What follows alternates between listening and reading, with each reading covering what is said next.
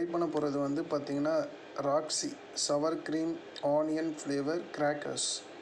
கிராக்கருன்றது என்னென்னு சொல்கிறதுனா பிஸ்கெட்டுக்கும் குக்கிக்கும் மேலே ஓரளவுக்கு சிப்ஸு ஈக்குவல்னு வச்சுக்கோங்களேன்.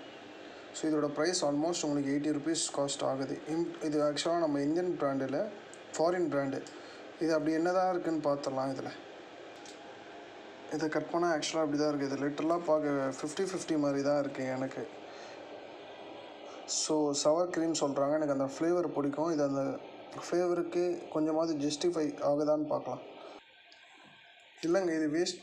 இது வந்து அந்தளவுக்கு ஒர்த்தாக இல்லை. இதை கடிக்கும் போது எனக்கு ஏதோ ஒரு கெட்டுப்போன ஃப்ளேவர் மாதிரி வருது. அதுக்கப்புறமா சவர் க்ரீம் ஃப்ளேவர் தெரியுது.